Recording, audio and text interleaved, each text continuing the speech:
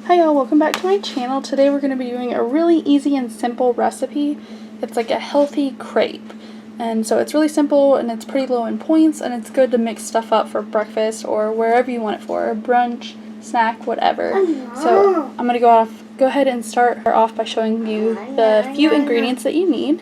First is stevia or whatever sugar alternative you like to use. You're also going to need some fat-free cream cheese. You're going to need 2 eggs, a little bit of cinnamon or whatever type of spices you want. You could use cinnamon, pumpkin spice. You could use all kinds of different stuff. So I'm going to use cinnamon and some vanilla extract. Also, like for the filling and stuff like that, I'm going to use some non-fat yogurt and some of the sugar-free cheesecake mix, 0 points worth. You could also just top it with some syrup or with anything else you want. You could mix some fat-free Cool Whip or something. Obviously that's going to make it higher in points, but this is the base of the recipe, so I'm going to go ahead and get started on showing you how to make it.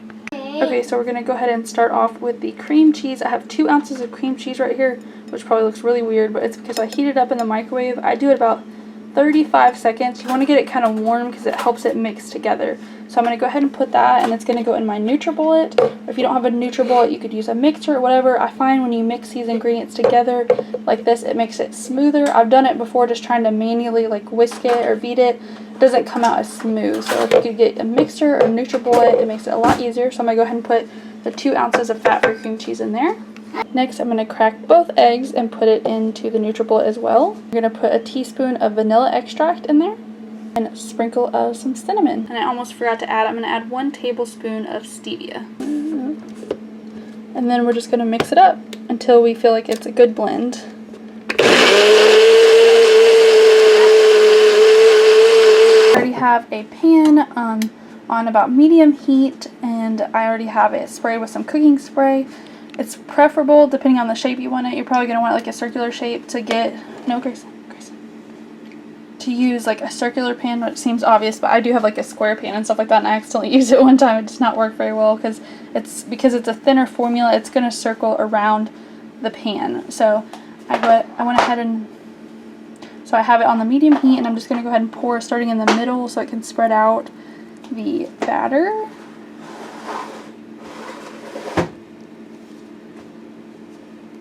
You don't really need to, but if you want to, you can kind of use the pan to like kind of push it to the side, but it normally pretty much just forms to where it is. I like to leave it just where it is, and we're going to let this sit for a little bit. Let it start, when it starts bubbling a little bit, we know that we can start to flip it over. Kind of just looks like a pancake right now, but it is more of a crepe. It's a lot thinner. It's got a different consistency than a pancake does, so I will show you what it looks like once I flip it. Okay, I went ahead and flipped it. I did want to give y'all a tip. I am using a non-stick pan, but it's definitely kind of hard sometimes even with that. And I like to try and like kind of slowly get up around the edges and then kind of feel your way in the middle. And if you don't feel like you can flip it, because so many times I've messed up and it's just like a crumbly mess. It doesn't look anything like a crepe. It still tastes the same, but if you want it to have that shape, as you can see, it cracked a little bit, but it still flipped good. And so we're going to let it cook. It probably took about 4 or 5 minutes because it was still heating up a little bit for the pan, but it's probably only going to take about a minute, maybe 2 minutes at the most to cook this other side because it kind of cooked from within on the other part, and then I'll show you my toppings. Okay, now I got it out. As you can see, it's a little different than a pancake. It's quite thin because that's how crepes are. They're a lot thinner. As you can see, it crumbled a little bit getting out, but all in all, it turns out really good. And then it's your choice if you want to top it like a pancake would be, just with like some sugar-free syrup. Like I love the Walden's Farm walnut maple syrup. It's delicious. I've tried that. If I want something a little bit more filling, then this is the mixture that I make. It's really simple. I just put in about 1/3 to 1/2 cup of non-fat yogurt. I put in 4 grams of sugar-free cheesecake pudding mix, which is 0. I put in a teaspoon of stevia, and then for a little bit whipped creamier texture, I put in 2 tablespoons of fat-free Ready Whip, which is 0. So this whole mixture is 0, and for everything in this, it's only 2 points, and the only points come from fat-free cream cheese. For 2 ounces of fat-free cream cheese, it is 2 points. So I'm going to go ahead and put this on my crepe, and I'll show you the finished product. Okay, so this is with the topping in there. I'm just going to take it, spread it out a little bit. Sorry, I'm holding the camera with my right hand, so I'm having to do this with my left hand.